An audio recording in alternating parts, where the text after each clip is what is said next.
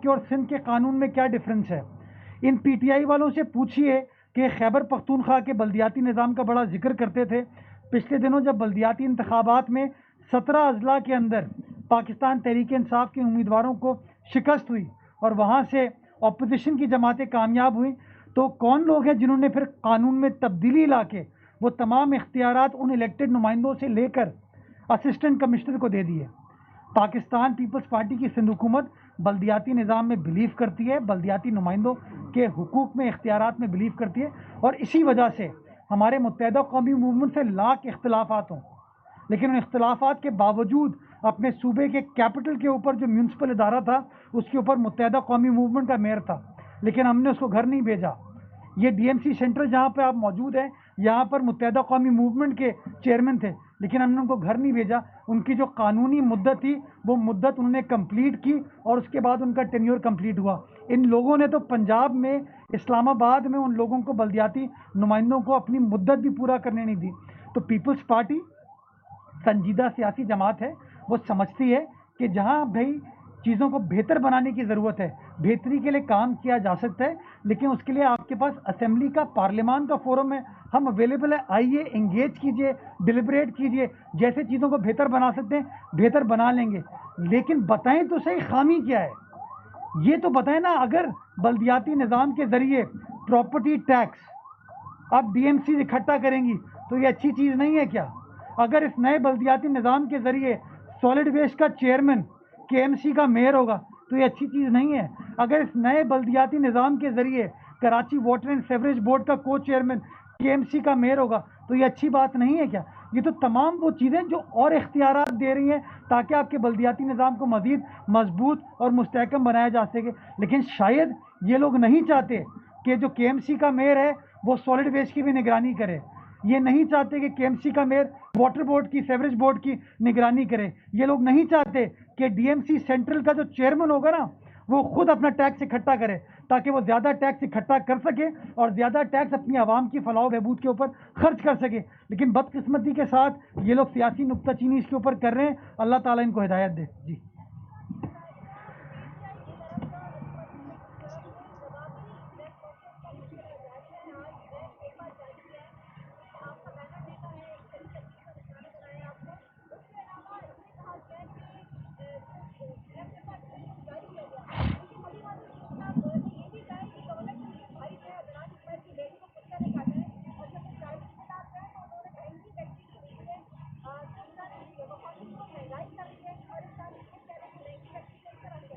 आपने खुद अपने सवाल में कहा कि प्राइवेट अस्पताल गए हो, तो प्राइवेट अस्पताल में सरकारी वैक्सीन तो नहीं मिलेगी। ये शायद लाहौर में हो सकता है जहाँ शौकत खानम अस्पताल में सरकारी वैक्सीन आपको मिल जाए। ये आपने बड़ी अहम बात की। अच्छा, मैं अब एक सिर्फ मैं गुजारिश करूं आपको। देखिए, मैंने कल भी कहा, मैं आज फिर कहता हूं, इन लोगों को तो सिर्फ नुक्ताचीनी करना आती है, काम तो ये लोग करते नहीं हैं।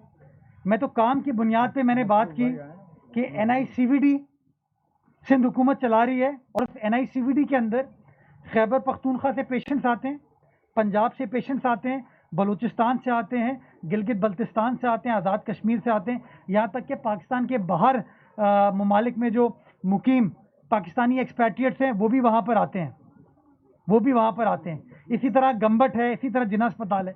मैं तो हक़ाइक़ पर अपनी बात की है, मैंने तो वो फैक्ट दिए हैं कि फ़लाँ लोग सिंध के अस्पतालों में आते हैं। ये बुरा भला ज़रूर कहते हैं हमको, लेकिन ये लोग सिंध के अस्पतालों में अपने आप को ट्रीट कराते हैं।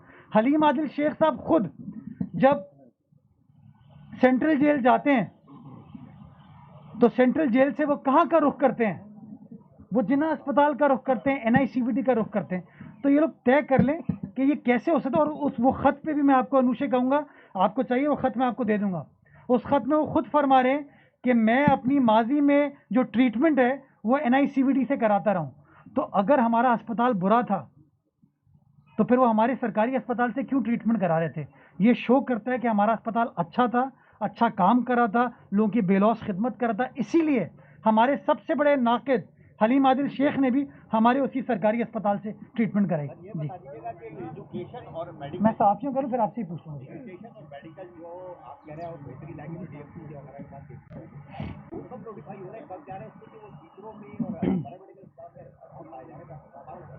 असल में हुकूमत में भी अब एक इबाम आ गया है।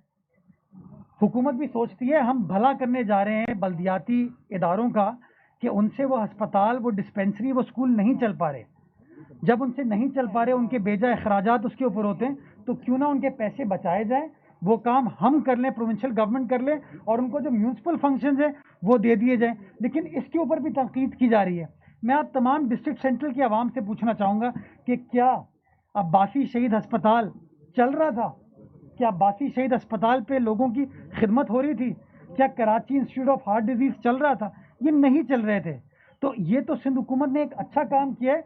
और मैं आपको बताता चलूँ, पिछले दिनों मैंने Karachi institute of heart disease के अंदर NICVD के चेस्ट पेन यूनिट का इफ्तिताह किया। इंशाल्लाह उसको प्रॉपर सैटेलाइट सेंटर यही पाकिस्तान पीपल्स पार्टी की सिंध हुकूमत बना के देगी, ताकि डिस्ट्रिक्ट सेंट्रल की आवाम को अगर कार्डियक डिजीज़ हो, कोई कल्ब का इशू हो, तो उनको ऑल द वे रफ़ीक शहीदी रोड सदर की तरफ ना जाना पड़े, शारे फैसल ना जाना पड़े, उनके घर के अतराफ में उनके पास एक बेहतरीन अस्पताल हो। इसी तरह KMDC के हवाले से मैं पहले कह चुका हूँ, आज फिर दोहरा देता हूँ कि इंशाल्लाह यही पाकिस्तान पीपल्स पार्टी की सिंध हुकूमत उस KMDC को यूनिवर्सिटी का दर्जा देने जा रही है। अगली काबीना की मीटिंग में इंशाल्लाह उसके चार्टर को अप्रूव कराएंगे और असेंबली से अप्रूव करा के हम Pakistan Peoples Party Karachi medical and dental college की जगह कराची मेट्रोपॉलिटन यूनिवर्सिटी बनाने जा रही है। ये भी बिलावल भुट्टो जरदारी साहब डिस्ट्रिक्ट सेंट्रल की आवाम के लिए करने जा रहे हैं। तो ये शो करता है कि जिन लोगों के पास माजी में शहर का मैंडेट था, या जो लोग सिलेक्टेड थे, उन्होंने वादे किए, बड़े बड़े ऐलानात किए, लेकिन KMDC को यूनिवर्सिटी का दर्जा नहीं दे पाए। वो लोग अब्बासी शहीद अस्पताल की सिचुएशन को बेहतर नहीं कर पाए। इंशाल्लाह यही पाकिस्तान पीपल्स पार्टी की सिंध हुकूमत आपको करके देगी। जी, मैं एक मिनट सहाफ़ियों कर लूँ, फिर आपका भी करता हूँ।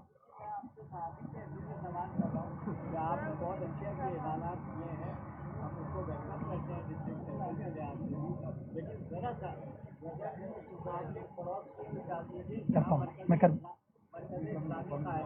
वहाँ एक जिन्नात का डेरा बना हुआ है, जाके देखिएगा उस ऑडिटोरियम की सूरत हाल कि वो क्या हुआ है। वो टिकट टैक्स करना था और अब उसकी हालत क्या है।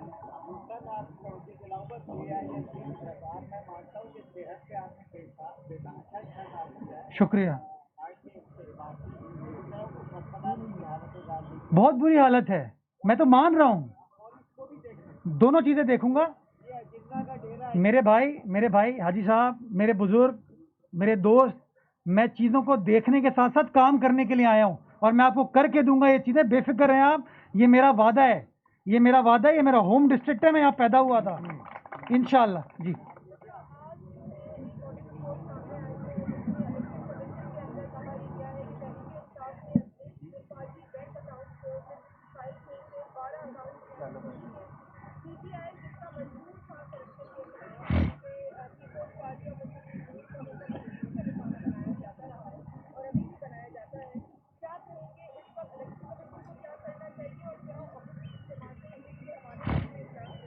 देखिए, इसकी दो बातें हैं, एक कानूनी है और एक मॉरल है।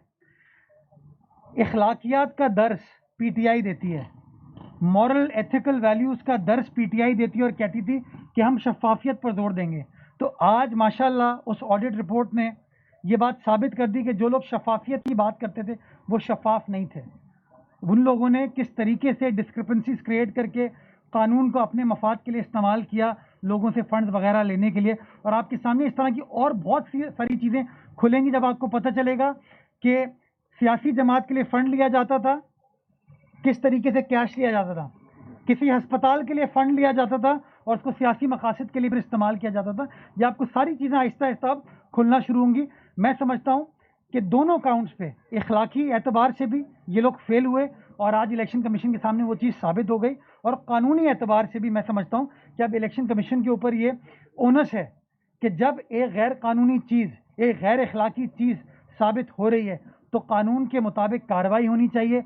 इमरान खान साहब ने वादा किया था 2 नहीं 1 पाकिस्तान का, तो इस एक पाकिस्तान में जहां अपोजिशन जमातों के खिलाफ कार्रवाई होती है, तो अगर पाकिस्तान तहरीक इंसाफ भी कानून शिकनी करती है तो उनके खिलाफ भी इसी तरह की कार्रवाई होनी चाहिए। और मैं पुरुमीद हूँ कि इलेक्शन कमीशन ऑफ पाकिस्तान ने जिस तरह पिछले चंद माह में बड़े मुदब्बिराना अंदाज से, बड़े बहादुर अंदाज से कानून का दिफा किया है, आइन का दिफा किया और अंडर प्रेशर नहीं आई वफाकी हुकूमत के। मैं उम्मीद करूंगा कि इलेक्शन कमीशन ऑफ पाकिस्तान अपनी आइनी कानूनी जिम्मेदारी निभाते हुए पाकिस्तान तहरीक इंसाफ के खिलाफ भी अब कार्रवाई करेगी। लास्ट क्वेश्चन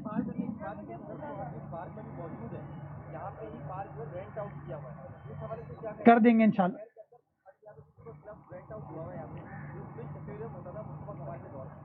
कराची के सारे पार्क जहां पर कभी किसी का दफ्तर था, कोई प्राइवेटली इस्तेमाल करता था, कोई कमर्शियल एक्टिविटी के लिए इस्तेमाल करता था, उन तमाम पार्क्स के दरवाजे खोलने शुरू कर दिए हैं। जो पार्क शहरियों के लिए बंद थे वो हमने खोलने शुरू कर दिए। 4, साढ़े 4, 5 साल का मलबा जो है वो 4 माह में ख़त्म नहीं हो सकता, लेकिन हाँ आपको सिमत नज़र आ सकती है कि हाँ बेहतरी की तरफ सफ़र जा रहा है। ये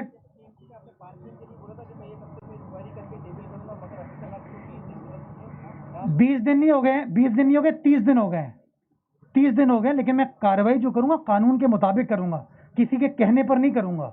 शवाहिद देखूंगा, जो शवाहिद मेरे पास है उसमें कुछ इबाहम था, मैं किसी के साथ ज्यादती नहीं करता, कानून के मुताबिक कार्रवाई करूंगा। तो जो इबाहम है, इबाहम दूर करने के लिए मैंने एक और उसके ऊपर क्वेरी रेस की है। जब इबाहम दूर हो जाएगा कार्रवाई की जाएगी, लेकिन किसी के ईमा पे मैं कार्रवाई नहीं करूंगा। जी लास्ट एक मैं ये कर लूँ, फिर काफ़ी देर से खातून वेट करें।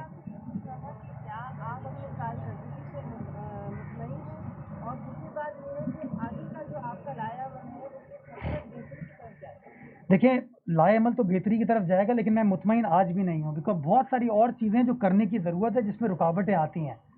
कोई भी आप अच्छा काम करने की कोशिश करेंगे, लोग सियासी मकासद के लिए उसको ख़राब करने की कोशिश करते हैं। जो लोग मुझसे पहले यहाँ पर काबिज थे उनके अपने मफादात हैं, तो नेचुरली स्टेटस को के ख़िलाफ़ लड़ना इतना आसान नहीं होता, लेकिन कर रहा हूँ। तो मैं बिल्कुल मुतमईन नहीं हूँ, और ज़्यादा बेहतर तरीके से काम होने की ज़रूरत है, और इंशाल्लाह मेरी कमिटमेंट है काम होगा। और वही सिमत का तयन मैं कर रहा हूँ कि आने वाला वक्त जो है, आने वाला कल जो है वो कराची शहर के लिए इंशाल्लाह बेहतर होगा। लास्ट क्वेश्चन बस जी आप।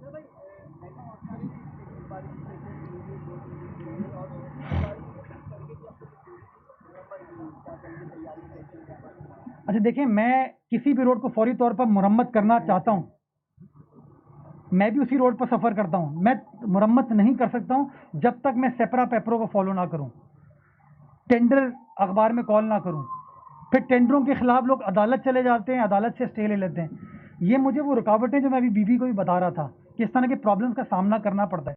तो मैं तो चाहूँगा सड़क आज टूटी है कल बन जाए, किसी को तकलीफ ना करनी पड़े, लेकिन as custodian of public money मैं डायरेक्टली इस तरह टेंडर नहीं कर सकता। मुझे एक प्रोसेस फॉलो करना पड़ता है, जिसकी वजह से ये टाइम लग जाता है। और इसीलिए मैं आपको हक़ाइक़ पर मबनी बात कर रहा हूँ। आप चाहें कल अदालत भी चले जाइएगा, हमने अर्जेंट दरख्वास्त दायर की है कि वो जो स्टे ऑर्डर अदालत ने इशू किया है उस स्टे ऑर्डर को विकेट किया जाए, ताकि फौरी तौर पर 6 महीने हो गए हमको काम करते हुए इसके ऊपर। प्रोजेक्ट कंसीव होता है, बजट में अप्रूव होता है, उसका PC1 अप्रूव होता है, वो तमाम एक लंबा प्रोसीजर है। वो तमाम प्रोसीजर जब 5 साढ़े 5 महीने की मेहनत के बाद हमने अबूर कर लिया और हम ग्राउंड ब्रेकिंग की तरफ जाते थे कि अब काम स्टार्ट होगा, तो कोई शख्स अदालत चला गया, अदालत से जाके उसने स्टे ले लिया। तो इसलिए मैं समझता हूँ इंतज़ामी कामों को इंतज़ामी बुनियादों पर हल होने की ज़रूरत है।